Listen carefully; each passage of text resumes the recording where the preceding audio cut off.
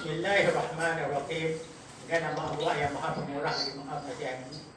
Segala puji-pujian hanya bagi Allah. Selawat dan salam ke atas rasul-rasulnya. Terima kasih kepada Cikgu Bukhari, sahabat saya. Terima kasih kepada Hijau Tangkosot yang betul-betul daripada semalam sampai hari ini untuk menjayakan program kita. Dan seterusnya tuan-tuan dan puan yang saya kasih sekalian. Assalamualaikum warahmatullahi wabarakatuh. Sudah lahir-lahir itu saya sudah tidak cukup tinggi. Maka saya terpaksa menerima seadanya daripada Allah yang menjadikan saya. Lahir-lahir dalam keluarga yang begitu miskin. Malah kalau orang kata papa ke dana sekalipun saya terima. Kerana apa? Kerana sudah ditakdirkan Tuhan. Tetapi pentakdiran Tuhan ini tidaklah boleh kita tangisi.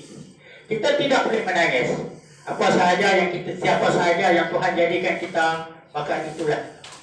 Kita tak mungkin boleh mengubah diri kita. Tak mungkin kita boleh ubah mak bapak kita. Tak mungkin kita boleh ubah kehidupan kita masa lalu. Segala-galanya sudah ditentukan. Ini dia logak. Bukan logak. Dia logak. Angkat, pegang. Peganglah. Oleh itu, saudara-saudara sekalian, mungkin 1 jam bersama saya.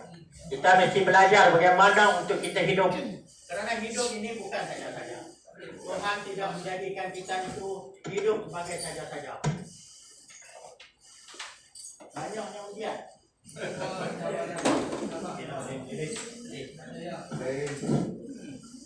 Oleh itu apabila kita sudah dijadikan oleh Tuhan, kita mesti menerimanya.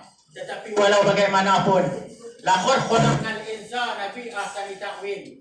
Maka Allah itu tidak menjadikan kita kecuali sebaik-baik kejadian. Itulah janji Allah kepada kita, bukan janji kawan.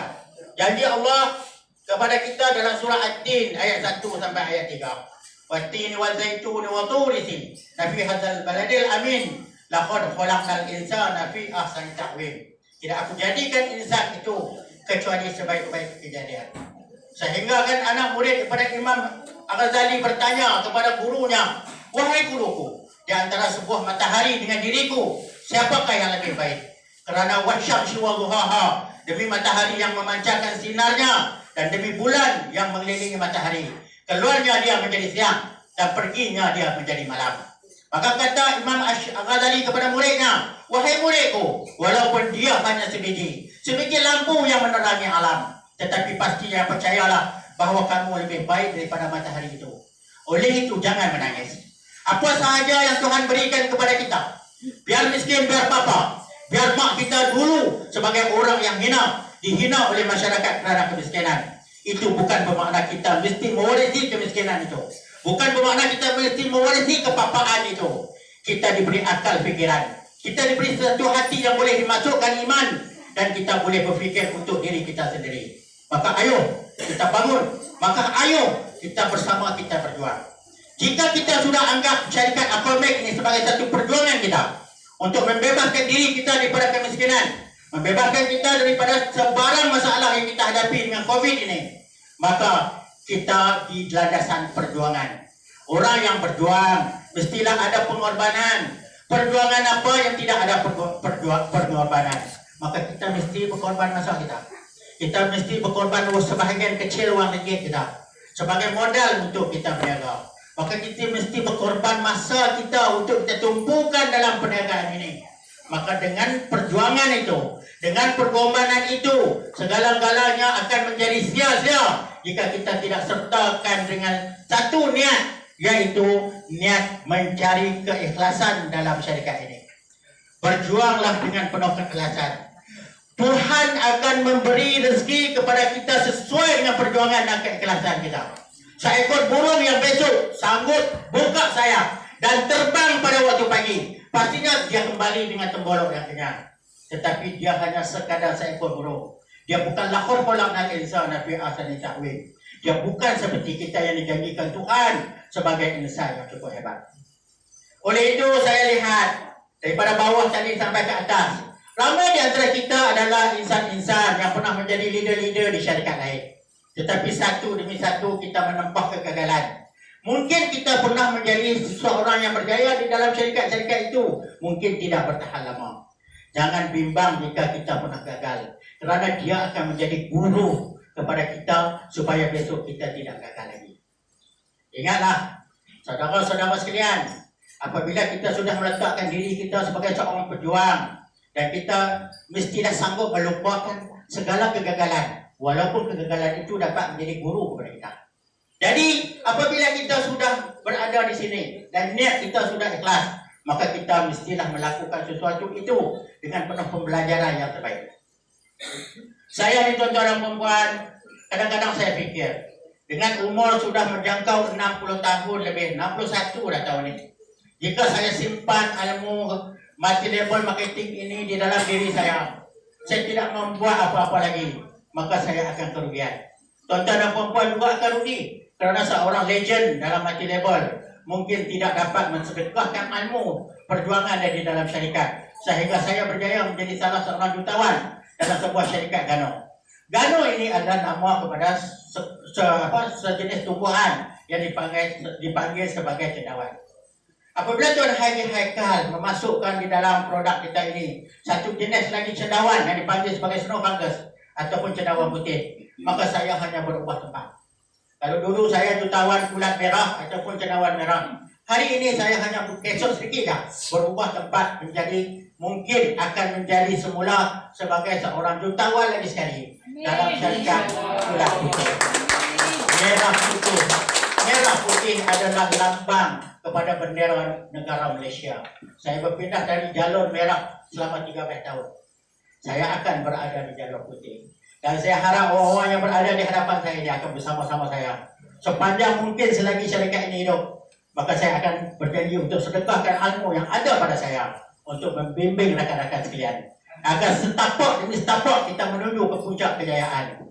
Ingatlah, setiap orang yang kita lihat hari ini, orang itu adalah orang yang berjaya. Lalu kita kagum melihat kejayaannya. Kita merasakan seolah-olah kalau kita berjaya seperti dia, kita adalah raja bagi segala-gala manusia lain. Tetapi ingatlah, orang yang berada di puncak itu pun bermula seperti kita. Lahir bertelanjang bulat seperti kita. Dia pun mempunyai mak bapak seperti kita. Dia hidup seperti kita. Kecil-kecil dia main boli seperti kita. Dia terjun sungai seperti kita. Dia main lumpur seperti kita. Tetapi kenapa dia berada di puncak sana? Kerana dia mempunyai fikiran yang luar biasa. Apabila kita nak menjadi seorang yang luar biasa, pertama sekali kita mesti mengubah fikiran kita menjadi fikiran yang luar biasa. Orang biasa-biasa akan menjadi luar biasa apabila dia berfikiran luar biasa. Inilah kata-kata yang saya sedekahkan sebagai satu ilmu pertama pada malam ini. Saya ulang lagi sekali. Orang biasa-biasa bergerak menjadi insan luar biasa adalah orang yang biasa-biasa seperti kita. Tetapi dia boleh bergerak menjadi orang luar biasa kerana dia terlebih dahulu mempunyai fikiran yang luar biasa. Jangan mengharap hasil yang sama dengan kerja yang sama. Ini kata-kata saya yang kedua untuk dijadikan sebagai pegangan. Kalau kita mengharap hasil yang berbeza dengan kerja yang sama, kita melakukan satu kesilapan yang amat besar dalam ilmu kehidupan kita. Jika kita kerja guru, kita sudah tahu hasil daripada kerja guru itu tiap-tiap bulan itu saja pendapatan. Kita tidak boleh berimpian menjadi jutawan dengan perguruan kita. Kita ada banyak guru, tetapi guru yang mengajar kita di sekolah, tak mungkin dia juga akan bergerak menjadi jutawan jika dia tidak mencari ilmu kejutawanan. Maka kita ada banyak guru. Siapakah guru-guru kita? Pertama sekali mak bapak kita. Mak bapak kita yang mengajar kita berkata nasi, berkata lauk, berkata satu, berkata dua, berkata ayah, berkata mak. Itu guru yang pertama. Ialah mak bapak kita. Kemudian kita dihantar sekolah. Kita bertemu dengan guru yang kedua. Guru yang kedua adalah guru yang mengajar kita ABC. Sehingga kita boleh membaca dan menulis. Kemudian kita boleh masuk ke universiti. Kita buat research dan thesis. Sehingga kita menjadi seorang profesor. Adakah seorang profesor itu bergerak menjadi jutawan? Jawapannya tidak. Jika dia tidak belajar ilmu kejutawan. Guru yang ketiga ialah diri kita sendiri. Berapa kali dah kita gagal, jangan gagal lagi. Jangan jatuh di lubang yang sama berulang kali. Jika satu syarikat yang kita masuk itu tidak ada barang, tidak ada produk, tidak ada syarikat hanya dalam sebuah komputer, kita sudah labur berjuta ringgit dan kita pernah pun kehilangan uang tersebut. Hari ini kita cuba labur lagi, kita akan jatuh di lubang yang sama berulang kali. Tak perlu ikut Cikgu Jaafar. Dia ada produk, dia mesti cari orang, bagi duit sama saya, ini syarikat baru. Ibu pejabatnya di Amerika Syarikat, Anda masuk 100,000 tiap-tiap bulan 10%. 10 bulan dapat balik modal. 11 bulan Anda mula makan untung. Tapi sayangnya 8 bulan syarikat sudah tutup. Wahai sahabat-sahabat sekalian, jika kita pilih syarikat yang tidak ada produk, kita pilih syarikat yang tidak tahu pejabat di mana, saya ingin nyanyikan sebuah lagu untuk anda semua. Boleh? Boleh.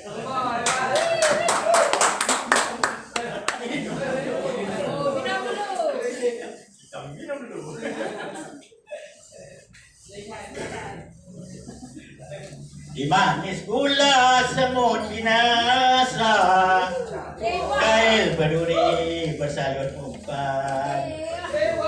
Manis kata engkau tergoda kerana janji duit terkorban.